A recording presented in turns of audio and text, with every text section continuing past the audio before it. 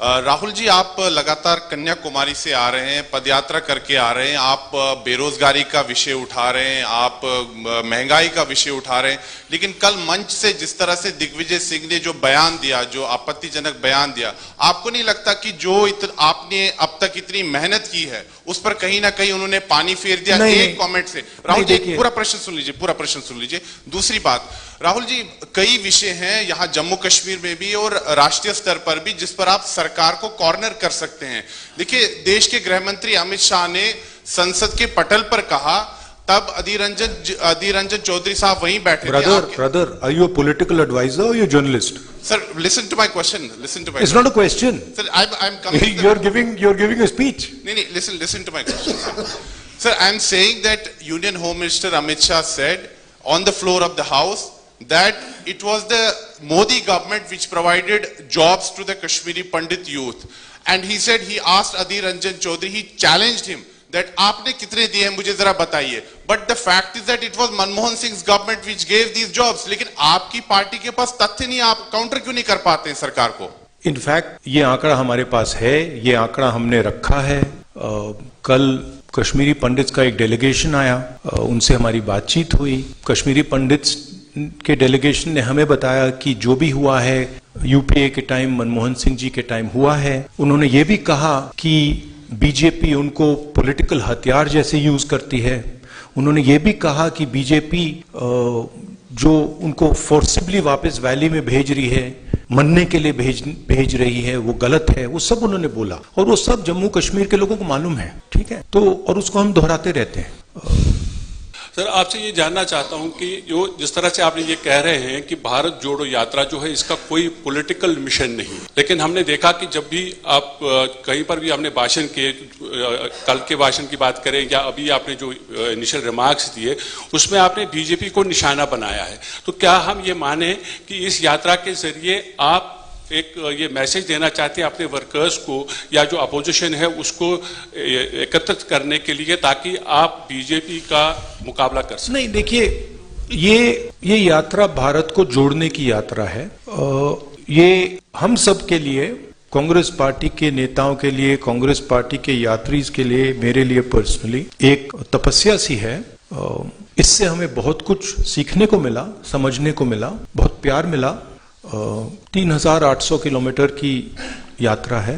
Congress party एक political party है, तो अगर कांग्रेस पार्टी का ऐसी यात्रा में इन्वॉल्वमेंट होगा तो थोड़ी पॉलिटिकल बातें तो होंगी, वो नेचुरल है। लोग हमसे पूछते हैं, कश्मीरी पंडित्स ने हमसे पूछा कि वो आकर हमसे मिलना चाहते हैं, हम मिले। अब उसमें उन्होंने पॉलिटिकल बातें उठाई। उन्होंने कहा कि गवर्नर ने हमें अब्यूज किया है। उन्होंने कहा कि देखिए, हमें वापस श्रीनगर भेजा जा रहा है, वहां कंडीशंस नहीं है, हमारे लोगों को गोली मारी जा रही है। अब वो मेरे पास आए और अब मैं उनकी बात ना उठाऊं तो फिर वो प्रॉब्लम हो जाएगी। तो अगर हम यात्रा कर रहे हैं और लोग हमें बातें बता रहे हैं, हमें वो बातें तो उठानी पड़ेंगी। अगर किसान हमारे पास आए और कहे भैया देखो मेरे बीज खराब निकले, और अगर मैंने मतलब 100 दिन की यात्रा में वो बोला ही नहीं, तो फिर वो किसान कहेगा ये भारत जोड़ो का क्या मतलब है? मैंने जो आपसे बात बोली है आप बोल क्यों नहीं रहे हो? मेरी आवाज आप क्यों नहीं उठा रहे हो? राहुल जी, आप पहले भी राजनीतिक तौर पर गंभीर हैं और अब भी गंभीर हैं, आगे भी गंभीर रहेंगे, लेकिन यात्रा के दौरान आप में बहुत ज्यादा डेप्थ आया है।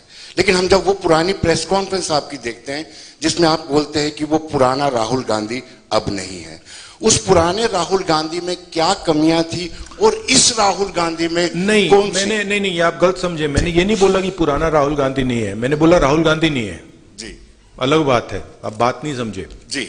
मैं पुराने की बात नहीं कर रहा हूं, मैं बोल रहा हूं कि आपके माइंड में राहुल गांधी है, मेरे माइंड में राहुल गांधी नहीं है। मेरे माइंड में सिर्फ जनता है, जनता का दर्द है, जनता है, हिंदुस्तान के किसान हैं, मजदूर हैं, गरीब लोग हैं, और हिंदुस्तान की जो इश्यूज है वो हैं। मुझे राहुल गांधी से कुछ लेना देना नहीं है, आपको है।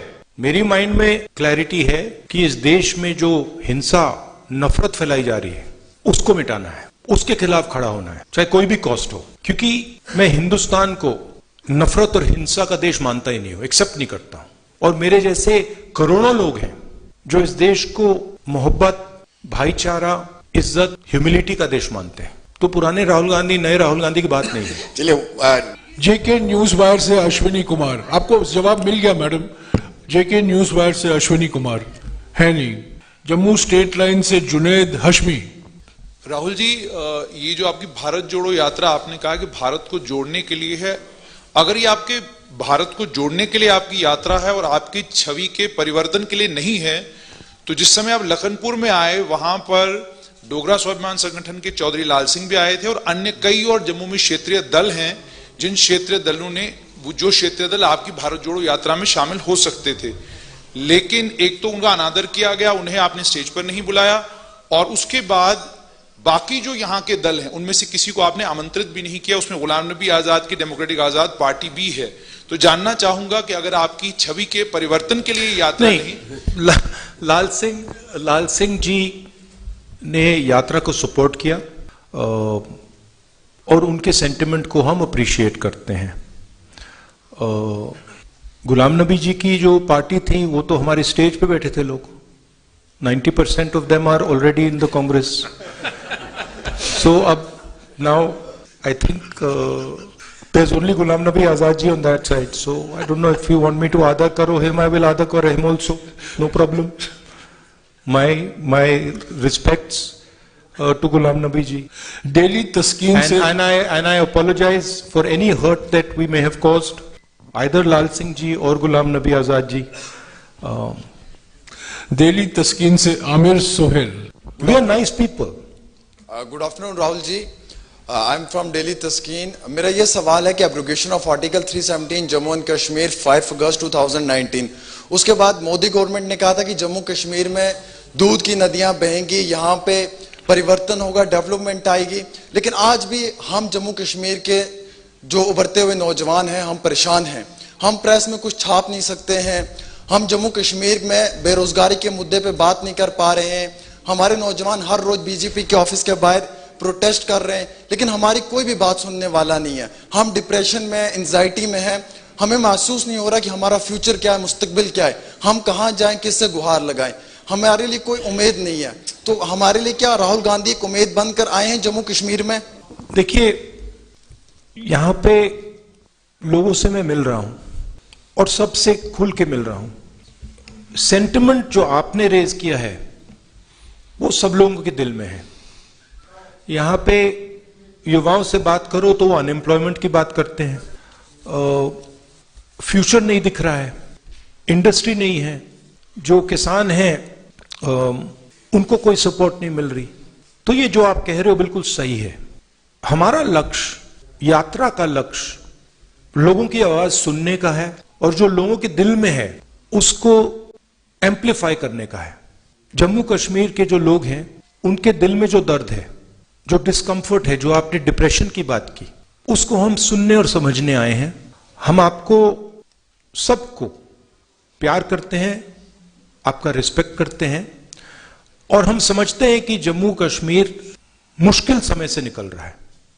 हम ये भी चाहते हैं कि जो जम्मू और कश्मीर के बीच में बीजेपी ने खाई बनाई है जिससे दोनों का नुकसान हुआ है, उसको ब्रिज किया जाए। और जो मैंने पहले बोला था, मोहब्बत की दुकान, एक दुकान नहीं, हजारों लाखों दुकान हम जम्मू कश्मीर में खोलना चाहते हैं, क्योंकि हम समझते हैं कि अगर आप एक साथ मिलकर रहोगे तो ये प्रदेश तेजी से, सॉरी प्रदेश नहीं, यूनियन टेरिटरी, ये यूनियन टेरिटरी आगे बढ़ सकती है। SNI से नफरत से कुछ नहीं होता है, हिंसा से कुछ नहीं होता है, कोई सोल्यूशन नहीं आ सकता है।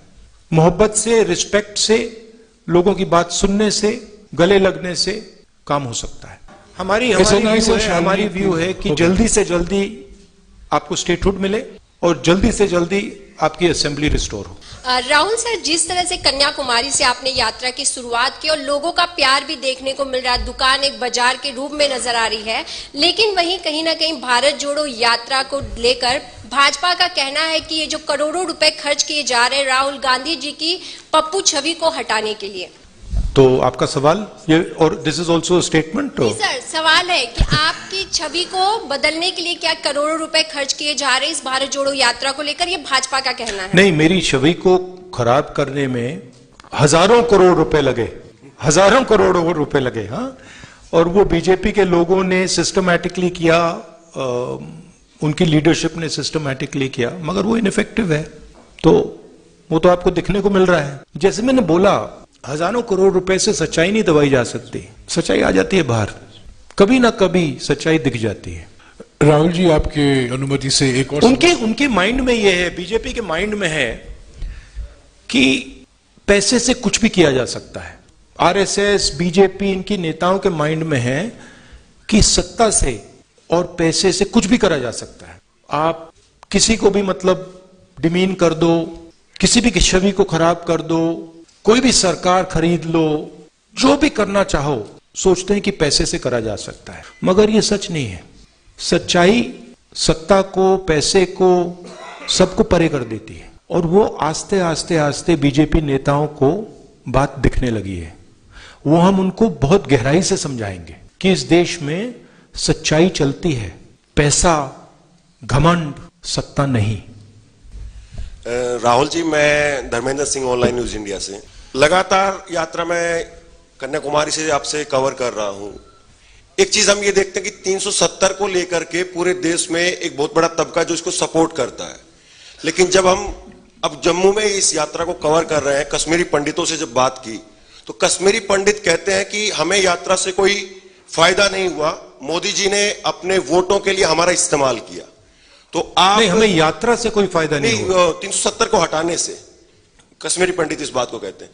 तो आप कैसे देखते हैं देश में ये जो दो सोच आप दिखते हैं कि एक तबका सपोर्ट करता है, एक तबका इसका अपोज करता है, जो खुद उनको कश्मीरी पंडित।